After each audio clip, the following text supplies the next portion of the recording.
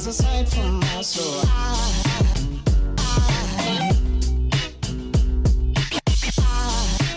तो employees stock option plan से क्या आने वाला है? बिल्कुल सिंपल है, थ्योरी पोर्शन आएगा। मोस्ट प्रोबेबली सिर्फ 1 मार्कर आ गया तो आ गया, वरना 2 साल से तो काफी लोग इंतजार कर रहे हैं, कुछ खास इंपैक्ट ईएसओपी डाल नहीं पाया है। तो चलिए शुरू करते हैं यार पढ़ना कि ईएसओपी है क्या।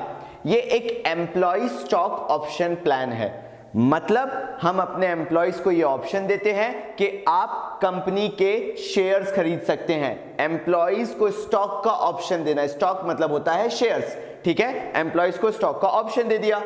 अब ईएसओपी के अंदर क्या इंपॉर्टेंट चीजें हैं पूरी यहां पे लिखी हुई हैं, मोस्ट ऑफ द थिंग्स। उसके बाद थोड़ी बहुत चीजें वो डिस्कस कर लेंगे, ज्यादा टाइम नहीं है अपने पास। ESOP it is an option, मतलब ये एम्प्लॉयज से बोला जाता है आप ले सकते हो, तुझे लेना पड़ेगा नहीं, ऐसा नहीं होता है, ठीक है। नॉट एन ऑब्लिगेशन, मैंडेटरी नहीं है, ऑप्शन है। आप लेना चाहते हो आप लो, आप नहीं लेना चाहते मत लो एज एन एम्प्लॉय। अब ये एक ग्रांट की तरह है। ग्रांट क्या होता है वो मैं समझाऊंगा अभी। Basically when you give offer so it becomes a grant because you are giving something monetary, तो it becomes grant, ठीक है। लेकिन ये किसको दिया जाता है? एम्प्लॉइज को दिया जाता है, या एम्प्लॉय डायरेक्टर्स, वो जो हायर लेवल पे डायरेक्टर्स बैठे रहते हैं उनको, या जनरल एम्प्लॉइज को दिया जाता है जो कि काफी टाइम से कंपनी के अंदर काम कर रहे हैं और काफी ज्यादा कंट्रीब्यूट कर रहे हैं।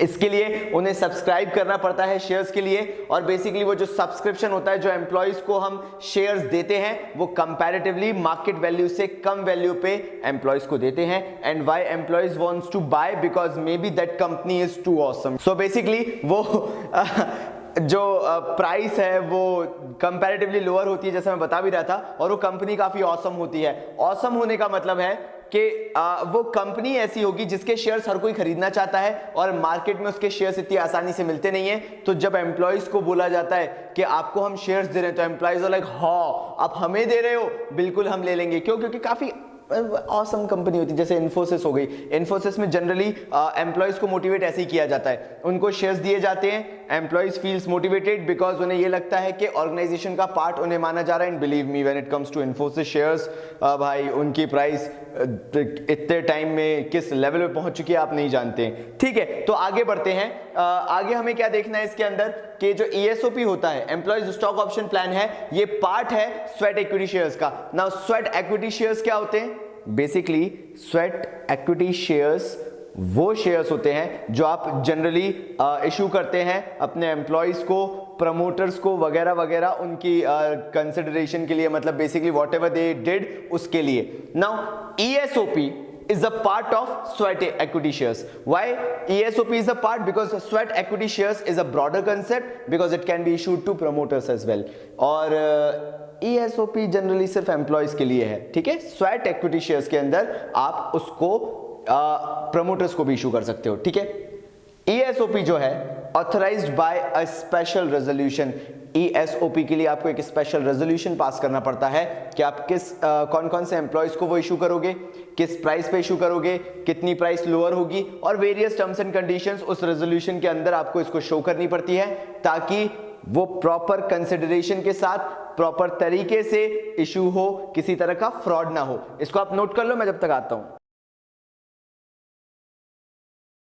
तो सबसे पहला टर्म है ग्रांट। क्या होता है ग्रांट? एक्चुअल में जब हम एम्प्लॉइज को ऑप्शन देते हैं शेयर्स खरीदने का, स्टॉक खरीदने का, तो उसको टर्म दिया जाता है ग्रांट। ग्रांट डेट क्या होती है? मतलब ग्रांट की तारीख क्या बताती है? जिस दिन जो एंटरप्राइज है और जो एम्प्लॉइज हैं वो एग्री हो जाते हैं ईएसओपी को लेके, वो पर्टिकुलर डेट कहलाती है ग्रांट डेट। याद रखना, जिस डेट पे दोनों एम्प्लॉइज और एंटरप्राइज एग्री हो गए कि हाँ एम्प्लॉय को स्टॉक ऑप्शन प्लान चाहिए है, एम्प्लॉय ने वो चीज एक्सेप्ट कर ली है, उस पर्टिकुलर डेट को कहा जाएगा grant date. Now what is actually wasting?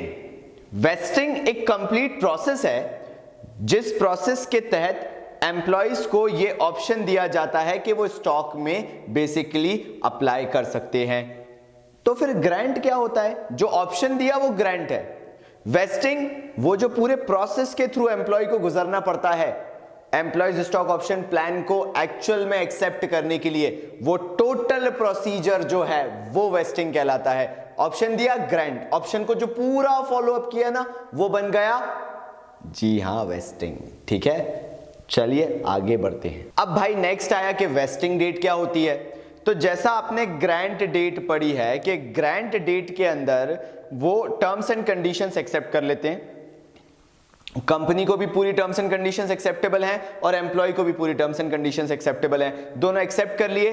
अब पूरा वेस्टिंग पीरियड चालू होगा। वेस्टिंग पीरियड मतलब हो जाता है वो पर्टिकुलर पीरियड जहां पे, क्योंकि दोनों टर्म्स एंड कंडीशंस पे एक्सेप्ट कर चुके हैं, मैंने बताया ना ग्रांट डेट की बात कर रहे थे कि ग्रांट पे दोनों एग्री कर गए, टर्म्स एंड कंडीशंस पे एग्री कर गए, अब आएगा वेस्टिंग पीरियड। मतलब वो पूरा प्रोसेस चलेगा जिसमें पूरी कंडीशंस जो हैं या प्रोसेस के अंदर जितनी भी चीजें होती हैं, टर्म्स एंड कंडीशंस अलग हो गई, लेकिन उसके बाद जो ESOP के अंदर जितनी भी फॉर्मेलिटीज जिसको हम बोलते हैं ना, वो पूरा जो काम होगा, पूरा जो प्रोसेस चलेगा, वो एक्चुअल में कहलाएगा वेस्टिंग पीरियड, जहां पे पूरे प्रोसेस को कंटिन्यू किया जाएगा। और वेस्टिंग डेट वो डेट हो जाती है जिस दिन हम पर्टिकुलरली पूरी कंडीशंस, पूरे प्रोसेसेस जो होने थे उसको फुलफिल कर चुके हैं, और अब जो